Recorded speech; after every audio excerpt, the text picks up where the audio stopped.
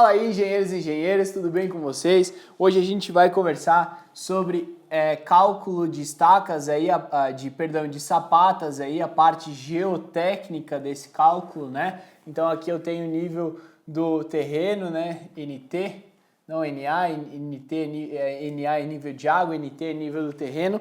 E aqui eu tenho essa sapata, certo, pessoal? Que ela é colocada a uma profundidade ZF. Lembrando que fundações superficiais, o ZF ele tem que ser menor ou igual a 2 vezes a base. A maioria dos autores adota isso, tá certo? Bom, o grande lance é que a parte geotécnica desse cálculo, e a gente vai primeiro analisar aqui a teoria e depois a gente vai fazer um cálculo na prática ali no computador, utilizando inclusive um laudo de sondagem real. Eu tenho aqui a primeira coisa que quando eu colocar uma carga aqui, então uma carga nessa esse pilar aqui, porque aqui eu tenho um pilar, né? Provavelmente que eu tenho viga baldrame aqui no nível do terreno, né? Depende do projeto estrutural, é claro, mas essa carga aqui que está vindo do elemento estrutural lá de cima, provavelmente aqui eu tenho a minha casinha, né? Ou eu tenho o meu prédio, enfim, tá? Mas essa carga que ele está colocando, ele vai solicitar aqui embaixo. Se ela é uma sapata rígida, eu tenho que a pressão aqui embaixo vai ser uniforme. Na verdade não é verdade, não é 100% verdade isso, mas a gente considera na prática para facilitar. Bom, a partir do momento que eu sei que ela é uma fundação superficial, eu sei que aqui embaixo, ó, eu vou gerar um cone de ruptura embaixo dessa fundação. E esse cone de ruptura vai tender a caso ocorra ruptura nessa sapata, né? O grande lance é que eu não posso deixar nem ela romper, né, pessoal? O grande lance é que para fundações ela não pode nem romper e nem recalcar demais, toda fundação recalca, mas ela não pode recalcar demais de forma a prejudicar a superestrutura e a usabilidade da nossa edificação. Bom, ele vai tender a gerar esse cone de ruptura e ele vai tender a jogar esse solo aqui para cima, caso ele rompa para um lado ou para o outro, né? A tendência é que a sapata gire em torno disso e jogue esse solo para cima. Se ela conseguir, ela vai gerar esse cone de ruptura aqui. Bom, o grande lance é o seguinte, esse cone de ruptura, ele tem uma profundidade de aproximadamente 1,5 vezes a base, ou seja, isso aqui é chamada a nossa zona de plastificação da nossa sapata. Então, o grande lance é o seguinte, a zona de plastificação é uma região aqui embaixo que ela é... O conceito de zona de plastificação e de bulbo de pressão ele é muito parecido, tá, pessoal? O bulbo de pressão é mais utilizado para cálculo de recalques e a zona de plastificação é a zona que mais vou ter carga quando eu tiver uma sapata, ela normalmente 1,5 vezes B. Ou seja, se eu tenho uma base aqui, ó, que ela é de aproximadamente 100 centímetros, a minha zona de plastificação ela vai ser 150 centímetros. E para que a zona de plastificação é importante, Nelson? Porque aqui dentro da minha zona de plastificação, ou seja, nos 150 centímetros que eu tenho de zona de plastificação, eu vou ter aproximadamente eu vou ter porque aí eu vou ter que comparar isso tudo com o meu laudo de sondagem.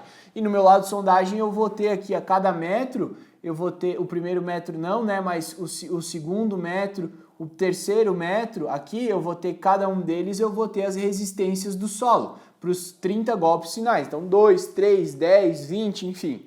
E dentro da minha zona de plastificação, eu vou, nesse caso aqui, 150 centímetros, eu vou ter, por exemplo, poderia ter 10 e 12, né? 12 já seria o segundo metro, mas, enfim, eu utilizaria esse 12 no cálculo. Então, o meu NSPT vai ser a soma do SPT, dos 30 golpes finais dentro da zona de plastificação, que é 2 vezes B, abaixo da base da sapata. Então, zona de plastificação é sempre abaixo da base da sapata, que nesse caso que a gente está calculando 150 centímetros. E eu pego os SPTs que estão dentro dessa zona de plastificação, somo e tiro uma média. Tá? Por exemplo, aqui a média seria igual a 10, né? Então, o meu NSPT ele seria 10 mais 12, né? Dividido por 2, o que daria 11.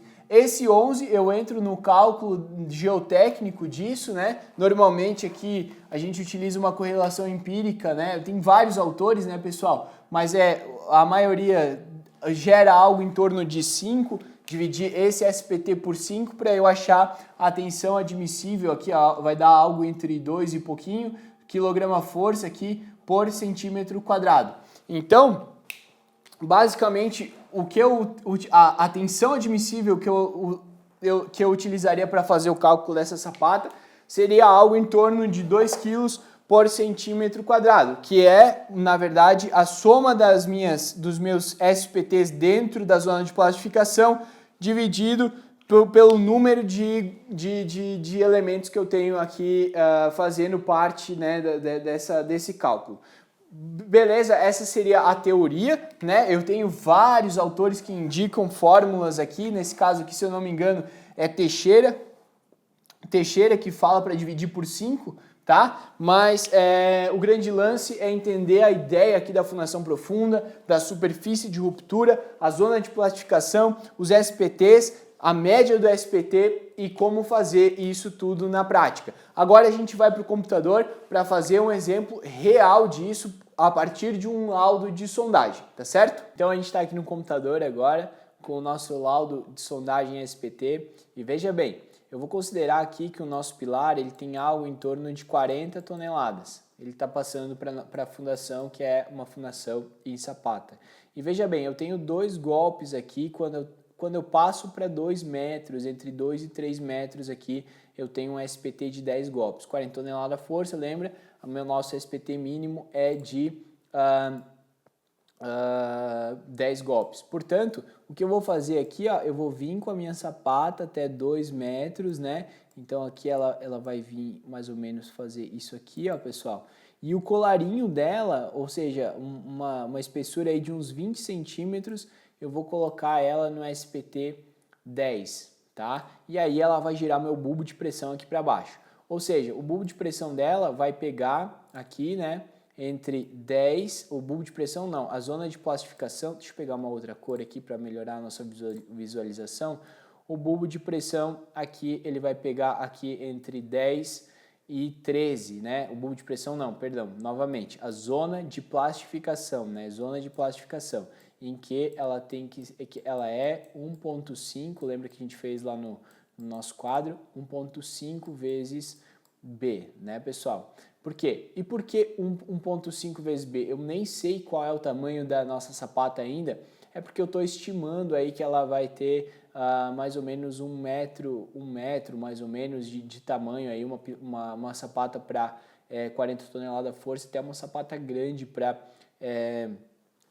até uma sapata grande, portanto estou pensando aí que ela vai ter mais ou menos 1,5 metro de zona de plastificação.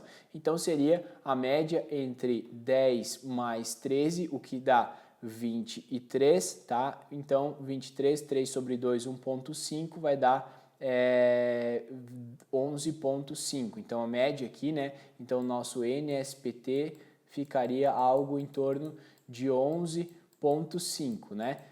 Entre outros autores, tem Berberian, tem Teixeira, tem Decour, tem inúmeros autores aí que eles colocam métodos semi-empíricos para estimar a capacidade, a tensão admissível para sapatas, mas a maioria utiliza aí dividir o NSPT sobre 5, né, para ter o nosso valor de tensão admissível.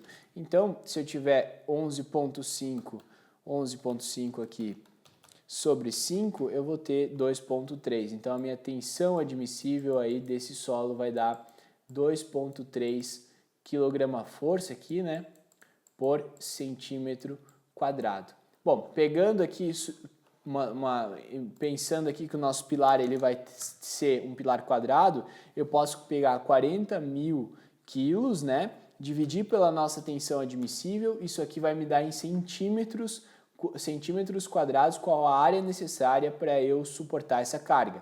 Então, 17.391 centímetros quadrados. Se eu tirar a raiz, eu tenho uma sapata algo em torno de 131